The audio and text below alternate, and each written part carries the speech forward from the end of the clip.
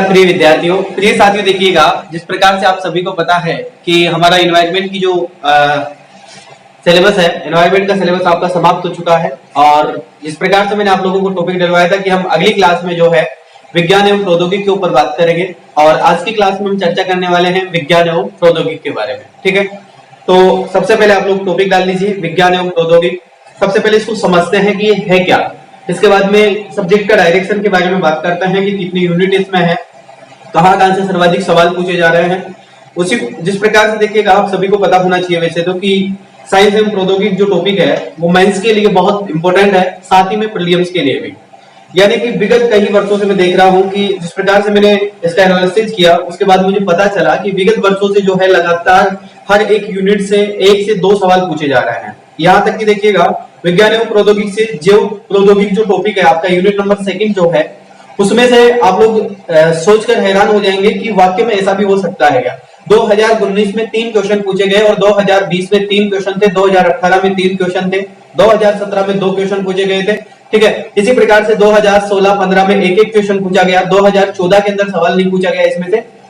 उसके बाद में 2012-13 के अंदर जो है 2-2, 3-3 सवाल एक यूनिट से उठाया गया है।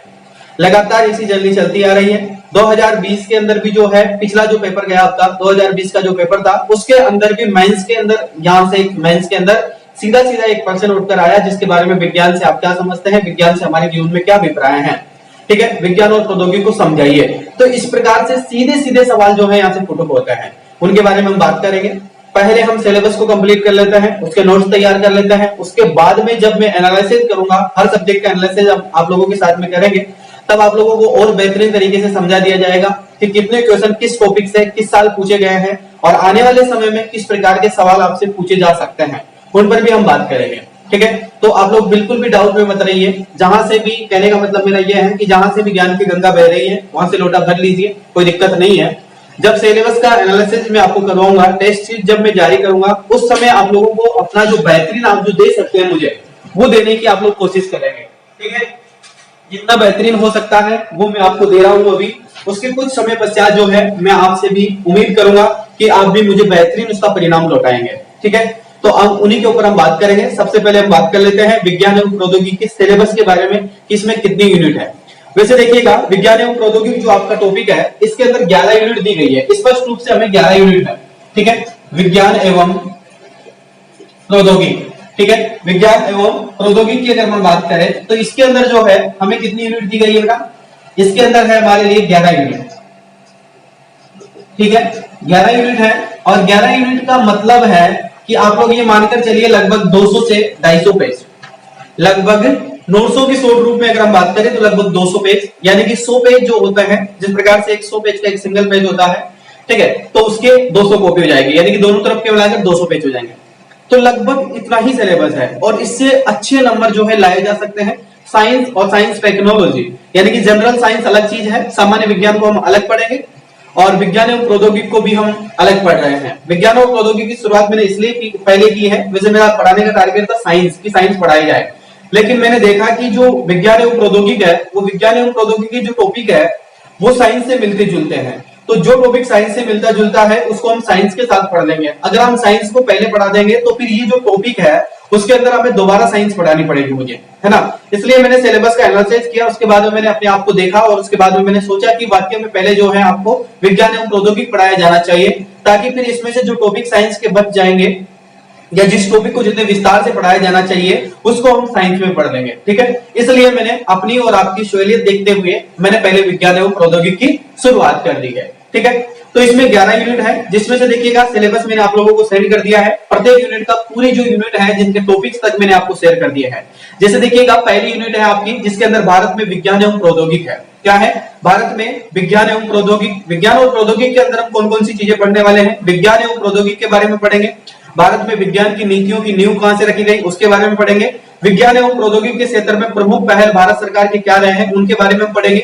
प्रौद्योगिकी विजन 2035 के बारे में हम पढ़ेंगे। 2035 के बारे में लगातार काफी समय से सवाल पूछे जा रहे हैं, उस पर भी हम बात करेंगे। प्रतिष्ठान विज्ञान पुरस्कार, यानी कि कौन कौन से विज्ञान के क्षेत्र में पुरस्कार दिए जाते हैं उनके ऊपर हम बात करने वाले हैं। ठीक है, इसके बाद में दूसरी यूनिट आपकी है जिसका नाम है जैव प्रौद्योगिकी। जैव प्रौद्योगिकी की बात करें तो इसमें हम बहुत सारे टॉपिक पढ़ने वाले हैं। जिस प्रकार से जैव प्रौद्योगिकी के सिद्धांतों के ऊपर बात करेंगे, संबंधित अवधारणाओं के बारे में बात करेंगे कि जैव प्रौद्योगिकी की अवधारणाएं क्या है उन पर हम बात करेंगे, जैव प्रौद्योगिकी की विभिन्न तकनीकों के बारे में बात करेंगे कि कौन सी तकनीकें होती है, जैसे डीएनए एनएनए की जो तकनीकें होती हैं, ठीक है, तो उनके बारे में भी हम चर्चा करने वाले हैं, वो इसी टॉपिक के अंतर्गत होगा। इसके बाद में सहायक जनन प्रौद्योगिकी, यानी कि जो जिस प्रकार से कहा जाता है ना कि किसी औरत जो होती है या किसी औरत को जो है मतलब जननी प्रक्रियाओं के माध्यम से मतलब अगर उसका बच्चा जन्म नहीं लेता है तो उसके माध्यम से तीसरे व्यक्ति का यूज करके या तीसरे व्यक्ति के साथ में बेबी किट का प्रयोग कर करके जो है बच्चा पैदा किया जा सकता है, तो उस प्रक्रिया की हम बात करेंगे, यानी कि सहायक जनन प्रौद्योगिकी के बारे में हम चर्चा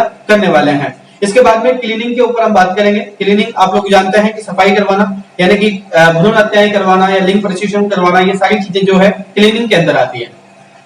इसके बाद में मानव जेनोम परियोजनाओं के बारे में बात करेंगे, फॉरेंसिक साइंस के बारे में हम चर्चा करने वाले हैं, जैव प्रौद्योगिकी के अनुप्रयोगों के बारे में हम चर्चा करेंगे, ठीक है। इसी के साथ में देखिएगा नवा टॉपिक है आपका, जिसके अंदर हम डीएनए के प्रोफाइलिंग विधेयक के बारे में चर्चा करने वाले हैं कि डीएनए के लिए कौन सा कानून बनाया गया, उन कानूनों पर हम बात करेंगे।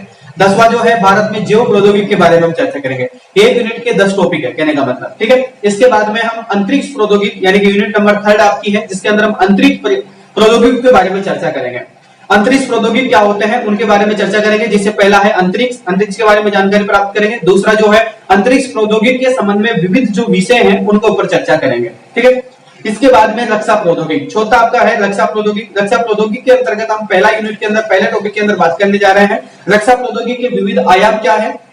दूसरा है प्रमुख मिसाइलें कौन कौन सी अभी तक लॉन्च की गई है। तीसरा आपका भारतीय ब्लैक लिस्ट की मिसाइल जो डिफेंस कार्यक्रम है उनके बारे में चर्चा करेंगे। रेडार प्रणाली पर बात करने जा रहे हैं। पांचवा है आपका विमान हेलीकॉप्टरों के बारे में हम बात करने जा रहे हैं, कौन सा हेलीकॉप्टर जो है कितना उपयोगी है, कौन सी जगहों पर उसको लॉन्च किया गया है, किस प्रकार से भारत उस पर डिपेंड है, अनडिपेंडेंट है किस देश के साथ में, यानी कि जो इंटरनेशनल जो संबंध है वो कहीं ना कहीं इस टॉपिक से संबंध रखता है, उस पर भी हम बात करेंगे। विमान हेलीकॉप्टर पर बात करेंगे। उसी के साथ में रक्षा नीति तथा रक्षा से जुड़ी हुई सरकारी क्षेत्रों के उपक्रमों के बारे में चर्चा करने जाएंगे।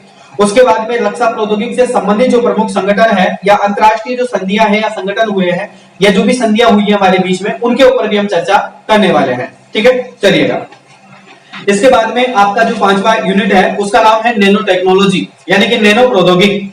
नैनो प्रौद्योगिकी की अगर बात करें तो नैनो प्रौद्योगिकी के बारे में आप लोग सभी जानते हैं, जिसके प्रकार से देखिएगा इसके अंदर हम बात करेंगे नैनो प्रौद्योगिकी से संबंधित सिद्धांतों के बारे में, महत्वपूर्ण नैनो उत्पादों के बारे में, और तीसरा हम बात करेंगे नैनो प्रौद्योगिकी के अनुप्रयोगों के बारे में, और चौथा हम बात करेंगे हरित नैनो प्रौद्योगिकी के बारे में।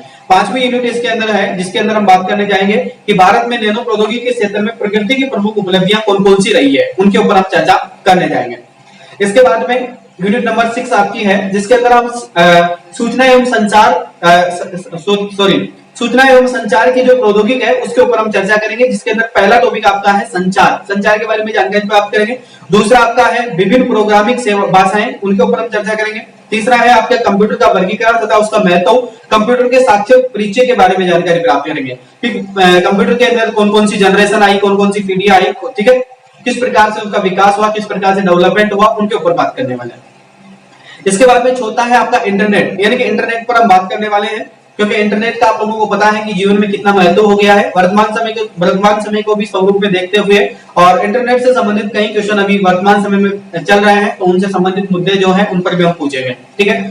इसी के साथ में इस मुद्दे के अंदर में जो आपका अभी मुद्दा चल रहा था विश्व के अंदर, उसको भी डालने की कोशिश कर रहा था, लेकिन वो नहीं डल पाया, क्योंकि इसका जो इस टॉपिक का जो संबंध है वो कहीं ना कहीं अलग संबंध में है, क्योंकि ये जनरेशन के बारे में बात करता है। जैसे इंटरनेट की बात करें तो 2GB 3G 4G के बारे में बात कर रहा है, और उसका जो संबंध है वो अलग है, ठीक है। इस कारण से उस टॉपिक को इसमें मैं रिलेटिव नहीं कर पाया, लेकिन उसके बावजूद भी जो है मैंने फिर आगे आपको टॉपिक डलवाया है, क्योंकि मैं उन चीजों को जो है आगे जोड़ने की कोशिश करूंगा, और आगे आप लोगों को मैं बता दूंगा कि ये नई चीज जो है इसमें इसलिए जोड़ी गई है, मैं आपको उसके संदर्भ में समझा दूंगा सारी बातें, ठीक है। आपको दिक्कत लेने की जरूरत नहीं है।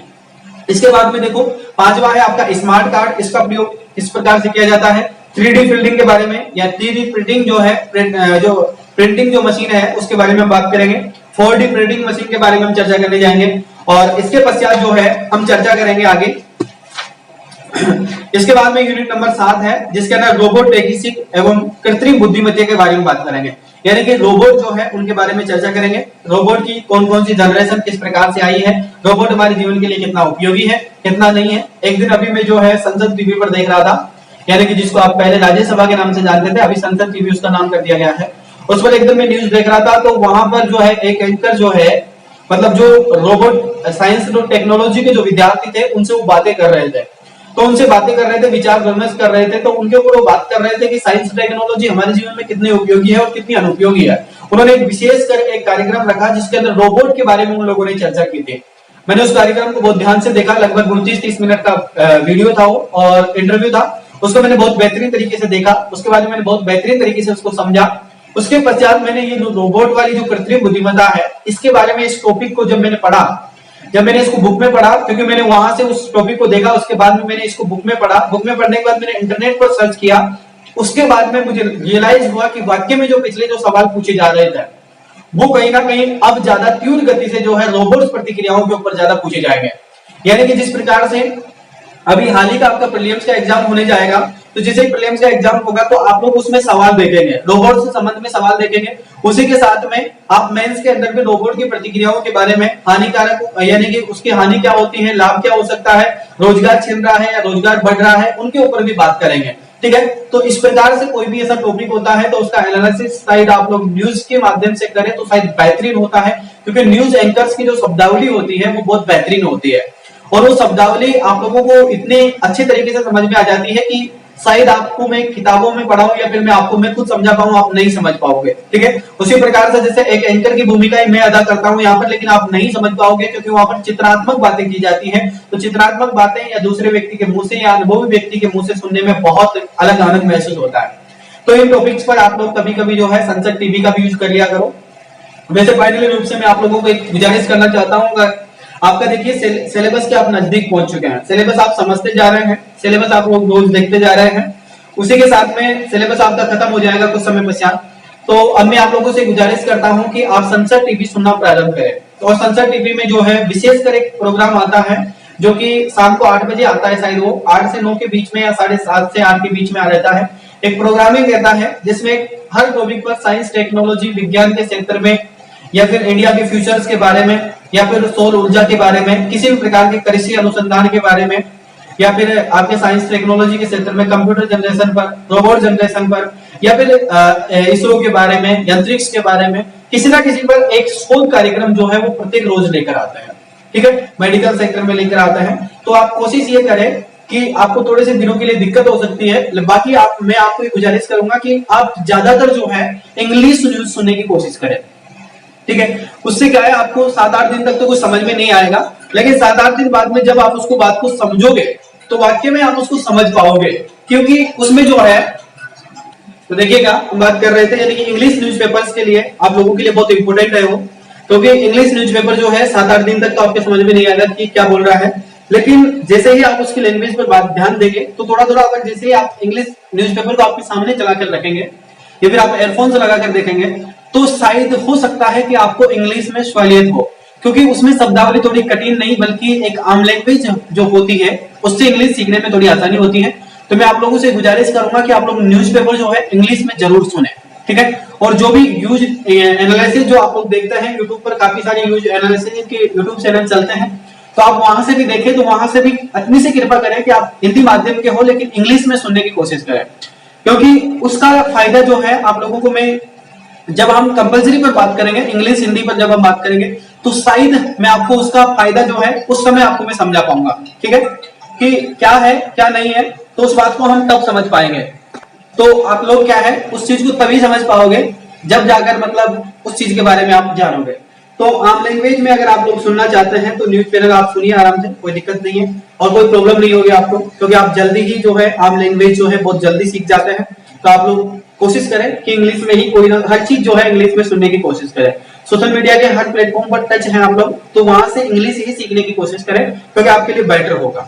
ठीक है, चलिए अब हम बात कर रहे थे, जैसे आपका 7 टॉपिक यूनिट चल रही थी जिसके अंदर रोबोट्स एवं कृत्रिम बुद्धिमत्ता के बारे में बात कर रहे थे। तो इसमें पहला टॉपिक आप रोबोट के प्रमुख घटक क्या क्या है, यानी कि किस किस माध्यमों से या किस किस साधनों से हम जो है रोबोट को तैयार करते हैं, तो उनके बारे में हम बात करने जा रहे हैं। ठीक है, उसी प्रकार से देखिएगा जिस प्रकार से दूसरा आपका है यानी कि कृत्रिम बुद्धिमत्ता, इस पर बात करेंगे कि कृत्रिम बुद्धिमत्ता किस प्रकार से क्या मानव से अलग होती है, मानव की तरह ही काम करती है, किस प्रकार से काम करेगी, उसकी सीमाएं क्या होती है और उसकी सीमाओं का आकलन कैसे किया जा सकता है, वो किस प्रकार से काम करता है, उन पर बात करेंगे। दूसरा आपका है, जैसे तीसरा है आपका ट्रैफिक रोबोट सिस्टम, यानी कि ट्रैफिक रोबोट सिस्टम जो है उसके बारे में चर्चा करेंगे कि वो कितना उपयोगिता है या कितना बेहतरीन तरीके से काम करता है, उस पर हम चर्चा करेंगे।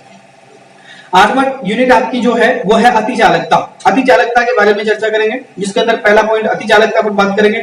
दूसरा पॉइंट भारत में अतिचालकता अनुसंधान के बारे में हम चर्चा करेंगे। तीसरा नौवां यूनिट है आपके लेजर प्रौद्योगिकी, लेजर टेक्नोलॉजी पर बात करेंगे। तो लेजर टेक्नोलॉजी के अंदर देखिएगा लेजर की संरचनाओं के बारे में चर्चा करेंगे और भारत में लेजर प्रौद्योगिकी की क्या विशेषताएं रही हैं उन पर बात करने जा रहा है। इसके बाद में एक इंपॉर्टेंट टॉपिक है आपका, वैसे आप ज्योग्राफी में पढ़ चुके हैं, एनवायरनमेंट में पढ़ चुके हैं, साइंस में भी पढ़ेंगे, और वह है ऊर्जा यानी कि पावर पर बात करेंगे। यूनिट नंबर 10 है आपकी है, जिस पर पावर यानी कि ऊर्जा पर हम बात करेंगे। तो ऊर्जा के आधार पर अगर देखिएगा, मतलब मैंने ऊर्जा को इस प्रकार से वर्गीकरण किया है, इसमें इस प्रकार से मैंने एनालिसिस किया है इसका कि ऊर्जा अगर मैं यहाँ पर आपको पढ़ा रहा हूँ तो साइंस में जो है उसका एक अलग दृष्टिकोण होगा, तो साइंस में हम अलग चीजें पढ़ेंगे, सूचना प्रौद्योगिकी के अंदर हम अलग टॉपिक पढ़ेंगे। बाकी टॉपिक एक ही है, सौर के बारे में बात की जा रही है, यानी कि ऊर्जा के बारे में बात की जा रही है। तो ऊर्जा एक ही चीज है, पावर एक ही चीज है, ठीक है। यानी कि विद्युत देखिएगा जैसे पानी यानी कि वाटर से मिले या फिर कोयले के ताप से मिले या फिर सूर्य प्लेटों से मिले, यानी कि ऊर्जा ऊर्जा ही होती है, ठीक है। तो उसी पर हम बात करने जा रहे हैं, लेकिन यहाँ पर साइंस में इस टॉपिक को छोड़कर मैं सूचना प्रौद्योगिकी के अंदर जो है मतलब आप लोगों को पढ़ाने की कोशिश करूं विज्ञान एवं प्रौद्योगिकी के अंदर, तो शायद बेहतरीन होगा। इसलिए मैंने इस टॉपिक को इसमें इन्वॉल्व कर दिया है। तो आप लोग टेंशन ना लें, ऊर्जा का सवाल कहीं से भी आए, साइंस से आए, ज्योग्राफी से आए, या फिर एनवायरनमेंट से आए, या फिर वो आपका विज्ञान एवं प्रौद्योगिकी से आए, आप लोगों को टेंशन लेने की जरूरत नहीं है, पूरा टॉपिक कंप्लीट करवाऊंगा इसमें। तो देखिए ऊर्जा के बारे में बात कर रहे थे, सबसे पहले हम बात करेंगे इसमें ऊर्जा के स्रोतों का वर्गीकरण देखेंगे। दूसरा सौर ऊर्जा के बारे में समझेंगे। तीसरा सौर जो पॉइंट है उनके बारे में समझेंगे। चौथा आपका पवन ऊर्जा के बारे में समझेंगे। पांचवा ग्रीन बिल्डिंग के बारे में समझेंगे। और छठा आपका जो है नवीनीकरणीय एवं नवीनीकरणीय ऊर्जा मंत्रालय के द्वारा अनुसंधान की प्रौद्योगिकी को क्या भूमिकाएं रही है उनके बारे में हम बात करेंगे, ठीक है। सातवां यूनिट आपका जो है इसमें रहेगा नवीन एवं नवीनीकरणीय ऊर्जा मंत्रालय की प्रमुख संस्थाओं पर हम बात करेंगे। और आपका जो अगला टॉपिक रहेगा वो नाभिकीय प्रौद्योगिकी के बारे में रहेगा, और नवा टॉपिक आपका रहेगा नाभिकीय अभिक्रियाओं के बारे में, ठीक है। तो ये आपके 10 टॉपिक कंप्लीट हो गए, ठीक है। यूनिट नंबर 11 है। यूनिट नंबर 11 के अंदर यूनिट नंबर 11 मैंने मेरी तरफ से जोड़ा है, ये मानकर चलिए। उसके अंदर मैं जो है आप लोगों को लास्ट में जब पढ़ाऊंगा तो उसके बाद में एनालिसिस कराऊंगा कि हर सब्जेक्ट का संबंध कहीं ना कहीं से होता है। तो साइंस एंड टेक्नोलॉजी का जो संबंध है उस संबंध के बारे में हम चर्चा करेंगे, क्योंकि कुछ टॉपिक्स ऐसे हैं जिनके बारे में हम पहले ऑलरेडी पढ़ चुके हैं, ठीक है। वैसे यूनिट नंबर 10 ही है, यानी कि 10 यूनिट आपके हैं, लेकिन फिर भी 11वीं यूनिट मैंने इसलिए बताई थी क्योंकि आप लोग धैर्य रखें थोड़ा सा। और 11वीं यूनिट के अंदर जो है मतलब मैं ज्योग्राफी को, साइंस टेक्नोलॉजी को और साइंस को और एनवायरनमेंट को, ये जो सारे सब्जेक्ट आपके हैं जो कि आपस में एक दूसरे से संबंध रखते हैं, उन पर एक विशेष संदर्भ में एक चर्चा करूंगा। और मेरी कोशिश यही रहेगी कि मैं साइंस टेक्नोलॉजी पढ़ाते समय शायद मुझे जो है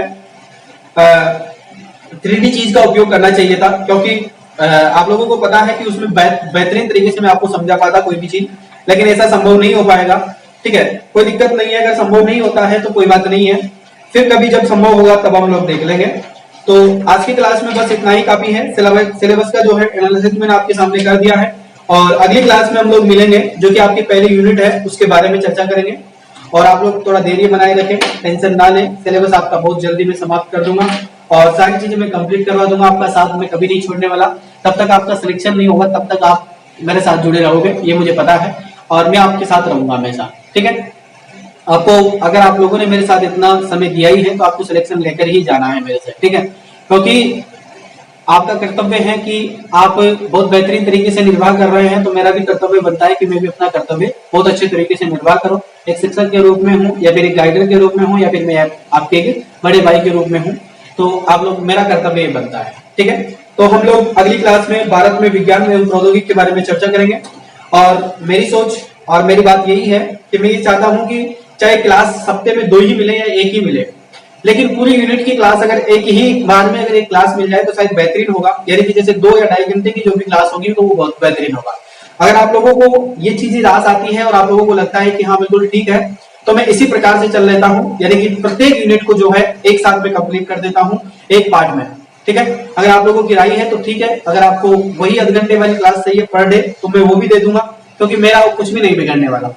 बस मेरे थोड़ी सी प्रॉब्लम ये हो जाती है कि क्योंकि आप लोगों को पता है कि जिस प्रकार से मैं फैन या कूलर का यूज नहीं कर सकता, क्योंकि क्लास लेते समय बहुत गर्मी जो है महसूस होती है, तो इस कारण से मैं क्लासें लेने में थोड़ा सा झिझकता हूँ, क्योंकि मुझे बहुत दिक्कत होती है। अब जैसे अगर आप लोग ये राइट, अगर आप लोग कहेंगे कि सर 2-2.5 घंटे की जो भी क्लासें होती है 1 यूनिट को एक बार में कंप्लीट कर देंगे, तो मेरे लिए बेहतरीन होगा, क्योंकि जो भी मुझे गर्मी लगेगी सप्ताह में 1 दिन या 2 दिन लगेगी, ठीक है।